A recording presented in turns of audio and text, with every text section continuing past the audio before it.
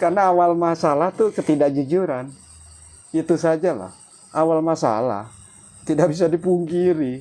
Kalau kita mau menelusuri, ada yang tidak jujur dong. Kenapa adanya protes? Karena ada yang ketidakadilan. Jatuhnya kan itu.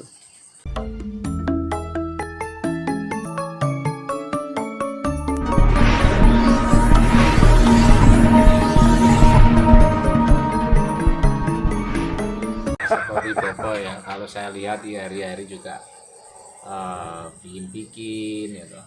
Ada bikin untuk mandi wap. Ini ada juga yang istilahnya ngaulo di sini bikin obat, bikin sabun ya Bobo ya. Iya. Jadi memang kita sebagai orang tua itu harusnya ada usaha ya Bobo. Biar nanti yang datang itu kalau misalnya orang cilik kita bisa nolong gitu ya Bobo ya. Betul. Jos Bobo. Nanti anggap aja semua kehidupan itu ya tergantung tanda alam. Ya kita ketemu orang susah ya tandanya ya kita harus ikut susah. Iya. Kan tidak mungkin kita ketemu orang susah terus. Tapi seninya ada kok, kita bisa merasakan penderitaan mereka. Itu sajalah. Walaupun terkadang otak setan kita susah. Tapi waktu kita beramal, seringkali Gusti Allah kasih rezeki. Asal istri ridho, ikhlas, ya beramal lah. Istri meridhoi ya sudah beramal.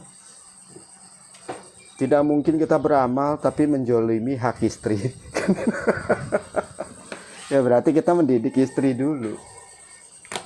Suruh amal dan perbuatan lah. Hakikatnya seperti itu. Kapan waktu ya kita ndak nguber duniawi. Hanya yang kita uber yang penting anak istri bisa makan. Sudah cukup. Udah itu aja. Targetnya itu. Kunci hidup mulia mati sempurna itu apa menurut Bapak? Ya hidup damai lah, tenang. Dalam rumah tangga itu dulu. Kunciannya kan di rumah tangga. Iya, betul.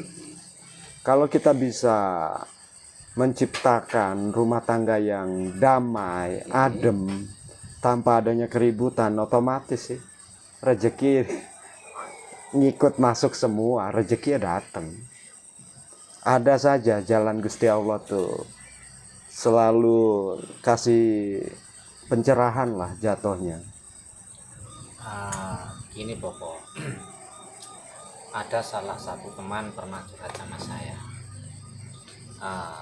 Teman ini juga belajar untuk sabar lah. Saya akui dia memang penyabar. Tapi istrinya itu orangnya itu gimana ya? Istilahnya itu sering marah-marah. Nah, terus untuk agar supaya keluarga kita damai, nah itu cerita. Nah, kalau teman saya itu saya jamin 100% untuk hasil kerjanya itu istri tahu dan dinikmati bersama. Tapi istrinya tuh masih nuntut. Nah, beliau itu pusing kepalanya, bagaimana solusinya ya istri saya kok seperti ini. Nah, itu gimana Bapak menurut Bapak? Salah di awal.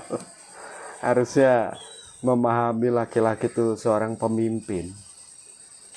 Ya bagaimana kita mendidik. Itu kan tergantung didikan. Istri kan tergantung didikan laki-laki.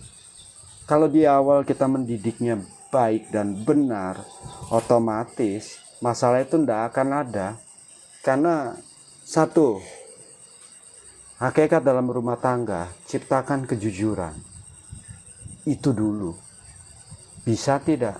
Jujur hal apapun. Itu aja. Karena awal masalah tuh ketidakjujuran. Itu sajalah. Awal masalah tidak bisa dipungkiri. Kalau kita mau menelusuri, ada yang tidak jujur dong. Kenapa adanya protes? Karena ada yang ketidakadilan, jatuhnya kan itu. Sabar toh tanpa kapan waktunya kita tegas, yang nggak ada keseimbangan dong. Ya kadang-kadang ada laki-laki disetir perempuannya kan banyak seperti itu hingga kalang kabut ekonominya. soalnya selalu menuruti dan menuruti kan. Ya itulah zaman wala wali. Ya mau apapun boleh buntut jadi kepala, tapi hanya sementara. Hanya untuk menuntun kepalanya kembali ke relnya. Mungkin kepalanya salah jalan. Begitu kepalanya sudah malu hati dengan istri, otomatis dia berusaha bekerja. Ya otomatis harusnya posisi istri kembali ke buntut. Harus ngerti hakikat, apa itu kepala, apa itu buntut, apa itu imam, apa itu makmum. Ayo, semua kegagalan rumah tangga pasti ujung-ujungnya ketidakjujuran. Sudah, itu saja. Kunciannya di kejujuran. Mau apapun masalahnya, pasti itu. Nah ini Bobo yang tak bisa dipungkiri sebagai manusia itu kalau menurut saya penyakit kronis manusia itu kan menghilangkan ego, ya kan? Betul. Orang jatuh karena ego, ya kan? Orang jelek sama teman juga karena ego, ya kan? Betul. Nah, sebetulnya untuk menghilangkan ego itu pakai cara apa? Kalau diri aku pribadi dulu, aku orangnya paling ego. Tapi gara-gara hukuman, energi ilmu itu yang hukum. Jadi kapok. Ya aku bilang, sama dengan mahkota Sunggokong. Iya. Semakin kita keras kepala, semakin kepala kita dicengkram. Disitulah ego kita mulai berkurang. Ternyata kalau aku tidak emosi kok cengkramnya berkurang. Oh iya, kita menyadari kesalahan, hilang. Itulah gunanya sanat keilmuan, mendidik kita. Karena energi itu hidup, bisa menghukum diri kita sendiri. Disitulah kita tahu patokan salah dan benar dalam kehidupan. Sanat keilmuan. Iya.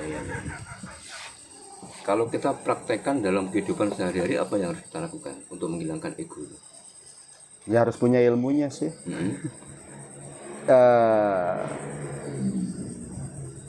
Kekuatan cahaya sih jatuhnya. Energi hidup yang menyatu ke dalam tubuh kita, nanti energi itulah yang akan memberi dampak baik atau buruk. Hukuman lah. Buruk kayak kalau kita buruk. Kalau kita baik, ya jadinya energi yang baik. Itu saja lah.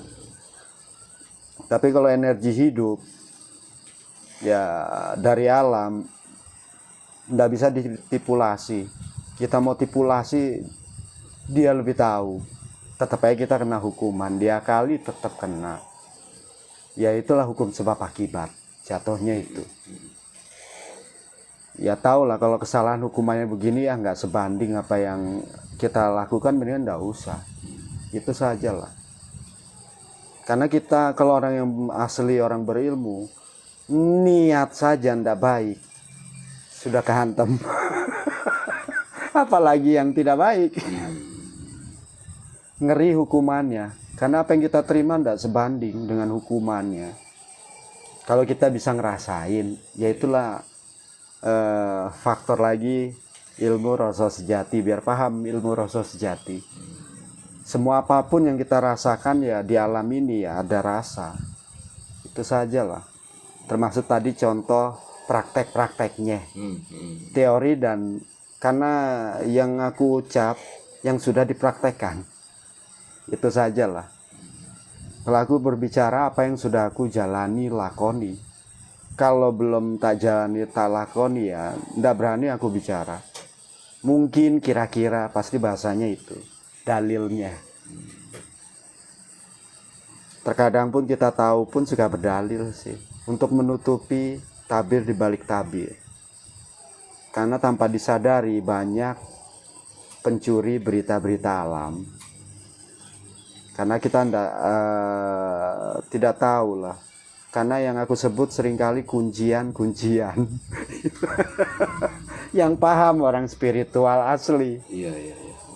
Kayak tadi aku menyebutkan 3 portal alam, itu kuncian. Tabir itu bisa kebuka kalau dia memahami. tanda-tanda seseorang yang sudah mengalami kebangkitan energi itu apa? Eh, ini secara spiritual atau awam nih? Dua-duanya. Kalau spiritual tidak bisa dibodohin, vibrasi energi itulah Oh, jatuhnya. iya iya. Tapi kalau ke orang awam yang kita menyimak, orang itu dulu bejat ya, kenapa sekarang kok akhlaknya jadi benar? Itu gara-gara sanad keilmuan yang baik dan benar lah jatuhnya itu. Pasti akan membuat akhlak manusia jadi jejak, bukan jadi nggak terkendali begitu.